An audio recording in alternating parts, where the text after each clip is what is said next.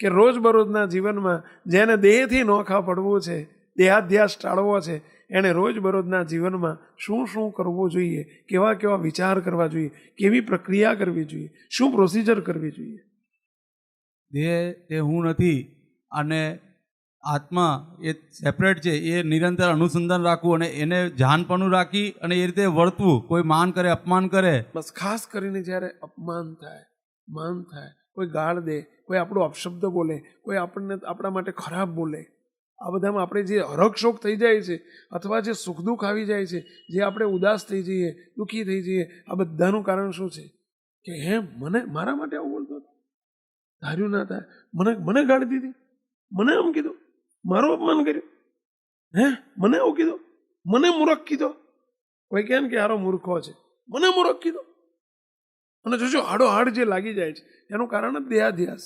પણ એ રમેશને મૂર્ખ કીધો છે, મને નહીં. એ રમેશનું અપમાન કર્યું છે, મારું નહીં. એ રમેશને ગાળ બોલ્યો છે, મને નહીં. એ રમેશને ગોદો માર્યો છે, મને નહીં. કાલે આપણે દ્રષ્ટાંત આપ્યું હતું ગઈકાલે પરમ દિવસે કે તમને આમને આ ગાળ દે તો તમને દુઃખ લાગે કે નથી લાગતું? કેમ નથી લાગતું? તમને આમ હળહળતું અપમાન લાગે છે કે નથી લાગતું? એને દીધી છે, મને શું, બસ એને દીધી છે, એનું અપમાન થયું છે, એને વાગ્યું છે, એનો જન્મદિવસ છે. જ્યારે જન્મદિવસ આવે, કાલે આપણે કહ્યું હતું આ કે જ્યારે આવો જન્મદિવસ આવે ત્યારે 3 દાડા પહેલા આજ મારો જન્મદિવસ, 3 દિવસ, આ પરમ દિવસે મારો જન્મદિવસ, કાલ મારો જન્મદિવસ, આજ મારો જન્મદિવસ. એટલે આ તમારો જન્મદિવસ નથી. શું કરવા? દેહાધ્યાસ પાકો કરો છો. આ દેહાધ્યાસને પાકો કરીએ છીએ આપણે. તમે બીજાના જન્મદિવસ ઉજવ્યા કોઈના? તો બીજો છે. શેના માટે ઉજવો છો તમે? એ બીજો છે. યાદે શું કરવા રાખો છો? તમને આમનો જન્મદિવસ યાદ છે કે નહીં? બોલી જાઓ, તારીખ બોલી જાઓ, વાર બોલી જાઓ, સમય બોલી જાઓ, બોલો. તમને એમનો યાદ છે? ખબર છે? જરૂર છે? કેમ? તો એની ક્યાં જરૂર છે? તો એમ એની ક્યાં જરૂર છે? એની એટલે ગોવિંદભાઈ એની કહેવાય, મનોહરભાઈ એના કહેવાય. એની મારે ક્યાં જરૂર છે? એની એ જુદો છે. તમે સેપરેટ રહેતા, આનું નામ સેપરેટ રહેતા શીખ્યા કહેવાય, જુદા રહેતા શીખ્યા કહેવાય. હા, જ્યારે તમને દીકરા એમ કે પપ્પા પપ્પા પપ્પા કરે, જો રોજબરોજના જીવનમાં ક્યાં વિચારવું જોઈએ?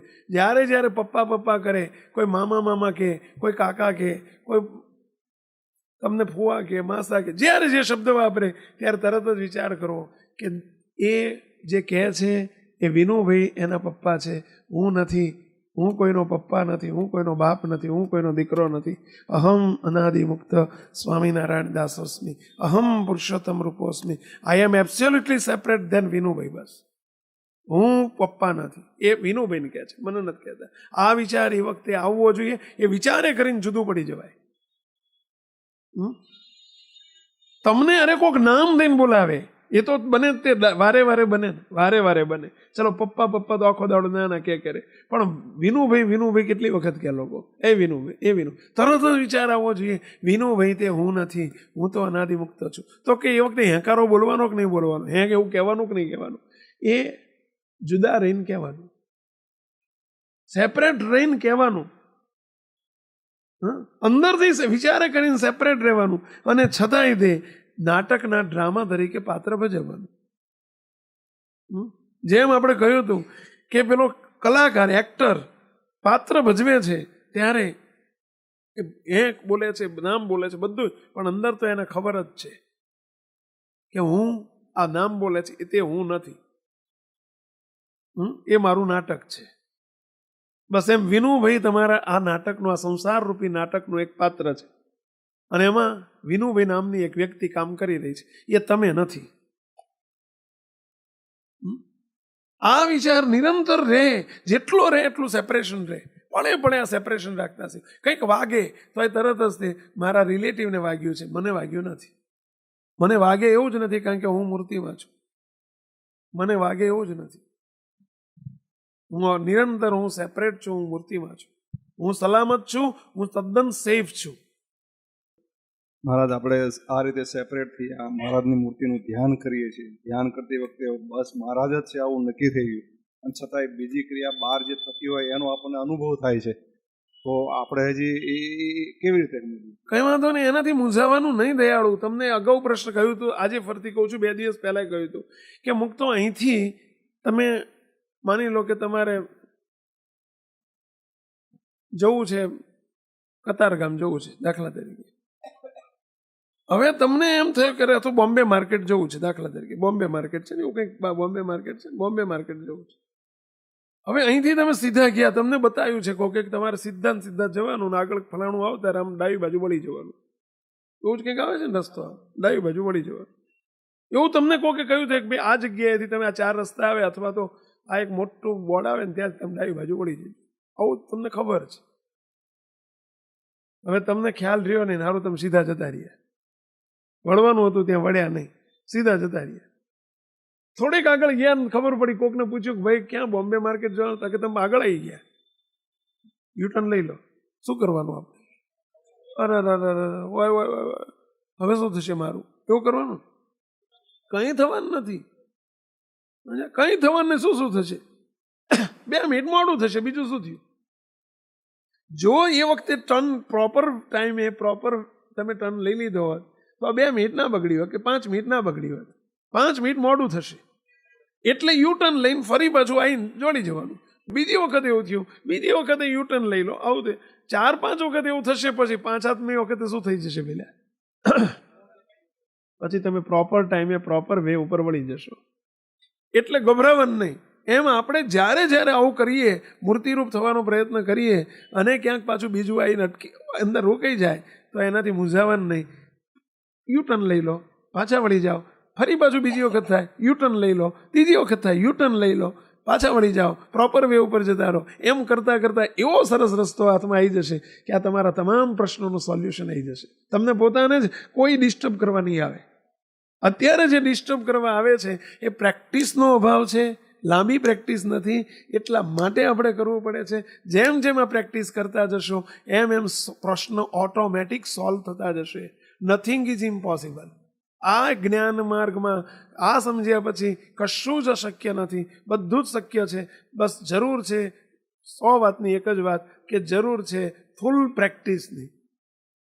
અમે લંડનમાં એક વખત એક હરિભગત છે આપણા વિજયભાઈ કરીને લંડનમાં. હવે એમનો બહુ જ આગ્રહ કે સ્વામી તમે એ વખતે મંદિર નહીં આપણે, એટલે એનો આગ્રહ બહુ કે સ્વામી મારા ઘેર તમે કોઈ દાડો આવતા નથી. એમના ભાઈના ત્યાં આપણે અઠવાડિયું રહેલા, કારણ કે મંદિર નહોતું એટલે એ ઘર ખાલી કરીને બધા જતા રહે, એટલે એમના ઘરમાં 8-8, 10-10 દિવસ રહેલા. એને વસવસો રહી જાય કે સ્વામી મારા ભાઈના ઘેર તમે 8-8, 10-10 દાડા રહો છો, મારા ઘેર એકાદ દાડો તો રહો તમે. એ બહુ આગ્રહ કર્યો એટલે મેં કીધું ચલો છેલ્લા દિવસે તમારે ત્યાં રહેવા આવશું. હવે એમનું ઘર એરપોર્ટની બિલકુલ બાજુમાં, એરપોર્ટની બાજુમાં. એટલે અમે એવું રાખ્યું કે ભાઈ ત્યાંથી સીધા બીજે દાડે એરપોર્ટ બાજુમાં છે, ત્યાંથી ફ્લાઇટમાં અમારે અમેરિકા જવાનું હતું, ત્યાંથી અમેરિકા જતું રહેવાય. એટલે અમે છેલ્લી રાત એમના ઘેર રહેવાનું રાખ્યું.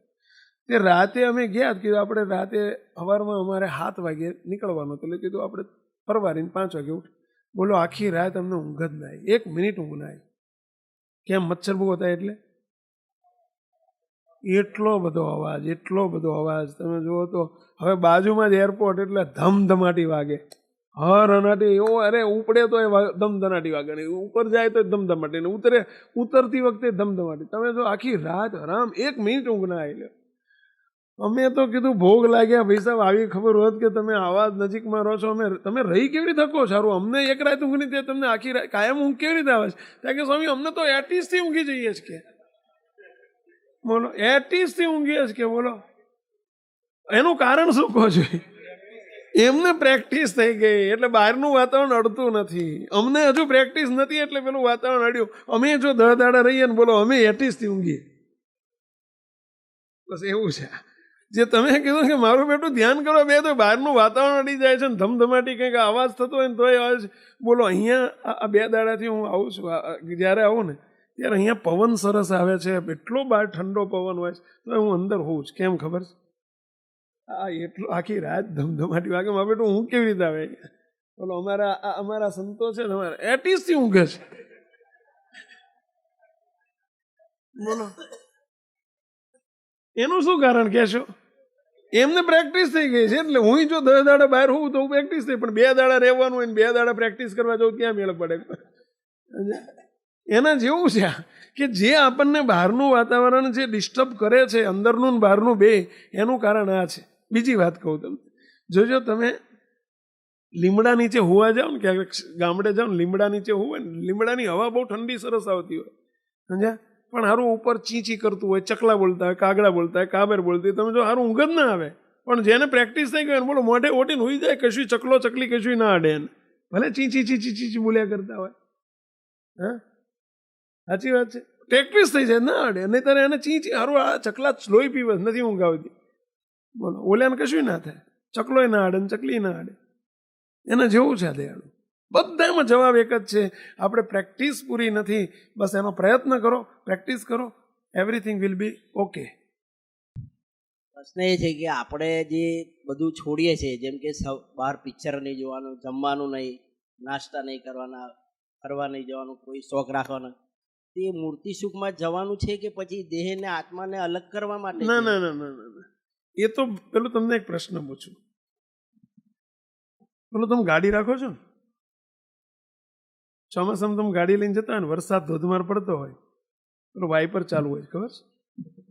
વાઇપર હોય ને, વાઇપર કે શું કહે એને, આમ એની મેળામાં આવે બેઠું આમ ફર્યા જ કરે, ધાકે જ નહીં, આમ આમ આમ આમ કર્યા જ કરે. શું કરે? કાચ સાફ કર્યા જ કરે. તો એ મને લાગે ઘડીએ ઘડીએ આમ રૂમાલ રાખીને અંદર સાફ કરવું પડતું હોય, કરવું પડે કે નહીં? એમાં આ તમે જે કરો છો ને એ બહાર વાઇપરનું કામ કરે છે, બહારનું સાફ થાય છે, મહિલું તો બાકી છે. મહિલું સાફ હવે કરીએ છીએ આપણે. તો કે બહાર સાફ કરીએ, મહિલું ના કરીએ ચાલે? ના ચાલે. મહીએ કાચ બધું, નહીતર તમે જોજો સારું મહીએ તે પેલું કપડું ફેરવ્યા કરવું પડે.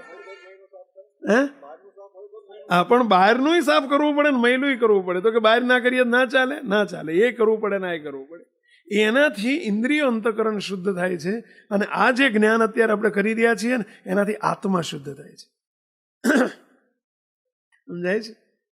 એટલે બે જરૂરી છે. જેમ ફાનસનો ગોળો હોય, તમે જોજો તો ફાનસનો ગોળો અંદર પેલું દિવેટથી શું થઈ ગયો હોય, પહેલા કાળો થઈ ગયો હોય. હવે બહાર લૂછી નાખો ચાલે? ના. અને જોજો તમે બહાર પ્રકાશ ના આવે, આખો કાળો થઈ ગયો હોય ને તો બહાર પ્રકાશ જ ના આવે.